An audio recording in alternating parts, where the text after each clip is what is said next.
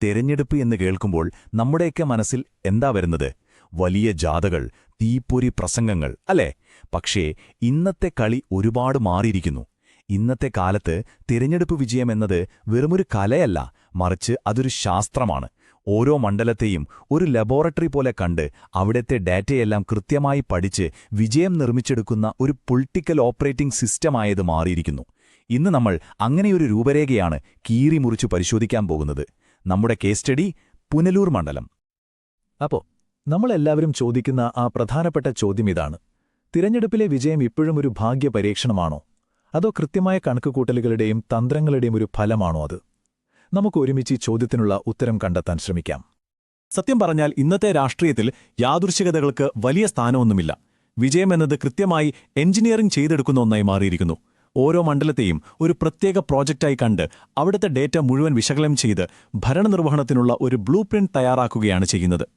പുനലൂർ എന്ന മണ്ഡലം എങ്ങനെയാണ് ഈ പുതിയ രാഷ്ട്രീയ കളത്തിൽ ഒരു മികച്ച ഉദാഹരണമാകുന്നതെന്ന് നമുക്ക് നോക്കാം. ഏതൊരു വിജയകരമായ തന്ത്രത്തിന്റെയും അടിത്തറ അത് പണിയുന്ന മണ്ണിനെക്കുറിച്ചുള്ള ആഴത്തിലുള്ള അറിവാണ്. പുനലൂരിന്റെ കാര്യത്തിൽ ആ അടിത്തറ എന്താണെന്ന് നമുക്കൊന്ന് പരിശോധിക്കാം. അവിടുത്തെ ജനങ്ങൾ ആരാണ്, അവരുടെ ചരിത്രമെന്താണ്, ആ നാടിന്റെ പ്രത്യേകതകൾ എന്തൊക്കെയാണ്, ഇതെല്ലാം ചേർന്നാണ് ആ രൂപരേഖയുടെ ആദ്യത്തെ അധ്യായം എഴുതുന്നത്. പുനലൂരിന്റെ രാഷ്ട്രീയം മനസ്സിലാക്കാൻ ആദ്യം അവിടുത്തെ സാമൂഹിക ഘടന മനസ്സിലാക്കണം. 2011 കണക്കുകൾ നോക്കുമ്പോൾ ഇതൊരു ബഹുമുഖ സമൂഹമാണെന്ന് കാണാം. ഏകദേശം 59% ഹിന്ദുക്കൾ, 20% മുസ്ലിങ്ങൾ, പിന്നെ 21% ക്രിസ്ത്യാനികൾ.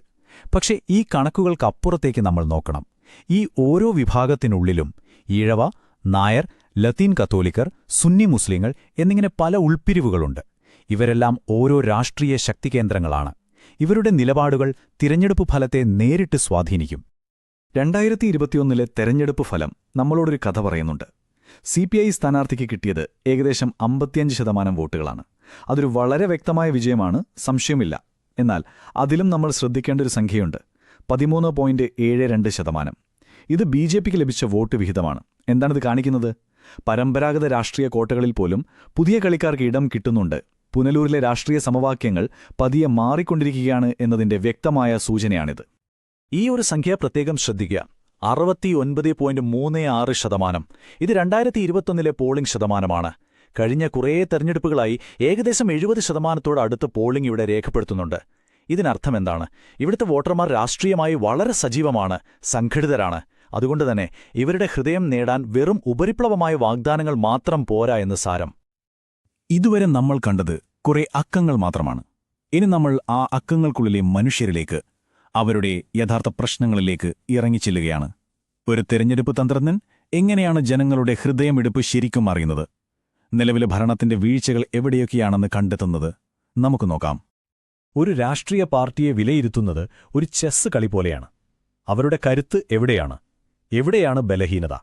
പുനലൂരിൽ ഭരണപക്ഷത്തിന് 1991 മുതലുള്ള ശക്തമായ അടിത്തറ ഒരു വലിയ ശക്തിയാണ്. പക്ഷേ കുടിവെള്ളം, റോഡ് പോലുള്ള അടിസ്ഥാന സൗകര്യങ്ങളിലെ പോരായ്മകൾ അവരുടെ കാൽനടിയിലെ മണ്ണ് ഒലിപ്പിക്കുന്നുണ്ട്. ഇതിനിടയിൽ BJPയുടെ വളർച്ച ഒരു പുതിയ ഭീഷണിയായി വരുമ്പോൾ പ്രാദേശിക പ്രശ്നങ്ങളിൽ ശ്രദ്ധ കേന്ദ്രീകരിക്കുന്നത് പ്രതിപക്ഷത്തിന് ഒരു സുവർണാവസരമായി മാറുന്നു. ഇവിടെയാണ് നാം ഓർക്കേണ്ട ഒരു കാര്യം: ഒരു ജനാധിപത്യത്തിൽ ഓരോ വ്യക്തിയുടെയും അന്തസ്സ് പ്രധാനമാണ്. വിവരങ്ങൾ അറിഞ്ഞുകൊണ്ട് ഉത്തരവാദിത്വത്തോടെ സംസാരിക്കാനുള്ള അവരുടെ അവകാശത്തെ നമ്മൾ മാനിക്കണം. ഒരു ഡോക്ടർ രോഗിയുടെ നാഡിമിടിപ്പ് നോക്കി രോഗം നിർണയിക്കുന്നതുപോലെയാണ് ഒരു സ്ട്രാറ്റജിസ്റ്റ് ജനങ്ങളുടെ പ്രശ്നങ്ങൾ കണ്ടെത്തുന്നത്. ഇതിനായി ഗ്രീവൻസ് ഹീറ്റ് മാപ്പ് എന്നൊരു രീതി ഉപയോഗിക്കാറുണ്ട്. ലളിതമായി പറഞ്ഞാൽ, മണ്ഡലത്തിലെ ഓരോ വാർഡിലും ജനങ്ങളെ ഏറ്റവും കൂടുതൽ അലട്ടുന്ന പ്രശ്നമെന്താണെന്ന് കണ്ടെത്തുക. എവിടെയാണ് കുടിവെള്ളമില്ലാത്തത്, എവിടെയാണ് റോഡ് തകർന്നു കിടക്കുന്നത്?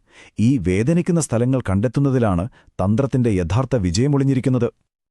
ഈ വാർത്തയൊന്ന് നോക്കൂ. 50 ടൺ റേഷനരി നശിച്ചുപോയി.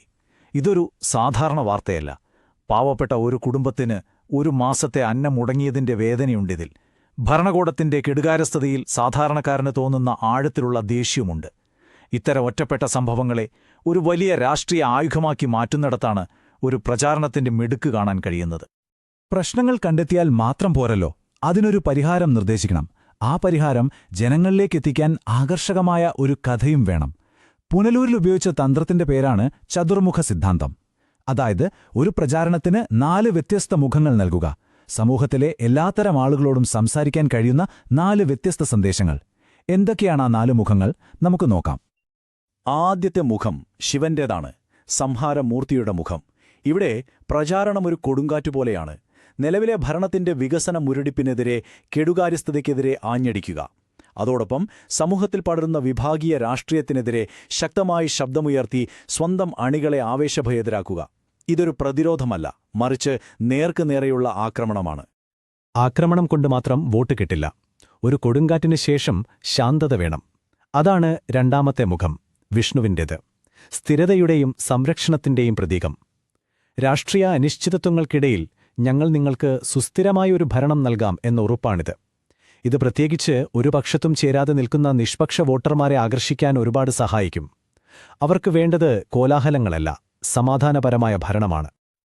മൂന്നാമത്തെ മുഖം ബ്രഹ്മാവിൻ്റേതാണ്, സൃഷ്ടിയുടെ മുഖം. രാഷ്ട്രീയത്തിൽ എപ്പോഴും പുതിയ ആശയങ്ങൾക്ക് വലിയ സ്ഥാനമുണ്ട്. തൊഴിലില്ലായ്മ പോലുള്ള പതിറ്റാണ്ടുകൾ പഴക്കമുള്ള പ്രശ്നങ്ങൾക്ക് ഞങ്ങളുടെ കയ്യിൽ പുതിയ പരിഹാരങ്ങളുണ്ട് എന്ന് പറയുക, സ്റ്റാർട്ടപ്പുകളെ പ്രോത്സാഹിപ്പിക്കും, ടെക്നോളജി ഉപയോഗിച്ച് ഗ്രാമങ്ങളെ സ്മാർട്ടാക്കും എന്നൊക്കെ പറയുമ്പോൾ അത് യുവതലമുറയിൽ വലിയ പ്രതീക്ഷയുണ്ടാക്കും.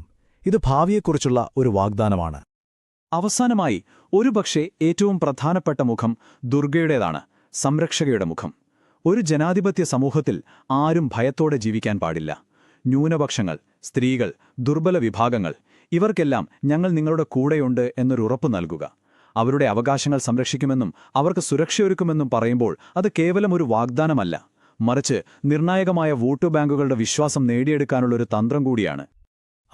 ഇപ്പോൾ നമ്മൾ ഈ 4 ആശയങ്ങളെയും യഥാർത്ഥ ലോകത്തേക്ക് കൊണ്ടുവരികയാണ്. ഒരു രൂപരേഖയെ എങ്ങനെയാണ് ഒരു യുദ്ധതന്ത്രമാക്കി മാറ്റുന്നത്? കടലാസിലെ ആശയങ്ങളെ എങ്ങനെയാണ് ഓരോ വോട്ടറുടെയും മനസ്സിലെത്തിക്കുന്നത്? ഇവിടെയാണ് പ്രചാരണത്തിന്റെ എഞ്ചിനീയറിംഗ് ശരിക്കും ആരംഭിക്കുന്നത്. ഒരു ആധുനിക പ്രചാരണം ഒരു വലിയ സൂപ്പർ മാർക്കറ്റ് പോലെയാണ്. ഓരോരുത്തർക്കും വേണ്ടത് അവിടെയുണ്ടാകും. യുവാക്കൾക്ക് ജോലിയും നൈപുണ്യ വികസനവും, സ്ത്രീകൾക്ക് സുരക്ഷ, കർഷകർക്ക് കടാശ്വാസം. ഒരേ സന്ദേശം എല്ലാവരോടും പറയുന്ന കാലം കഴിഞ്ഞു. ഇപ്പോൾ ഓരോ വിഭാഗത്തിനും വേണ്ടി പ്രത്യേകം തയ്യാറാക്കിയ വ്യക്തിഗത സന്ദേശങ്ങളുടെ കാലമാണ്. ഇവിടെയാണ് ഇന്ത്യയുടെ പുതിയ ഡേറ്റാ പ്രൊട്ടക്ഷൻ നിയമങ്ങൾ പ്രസക്തമാകുന്നത്.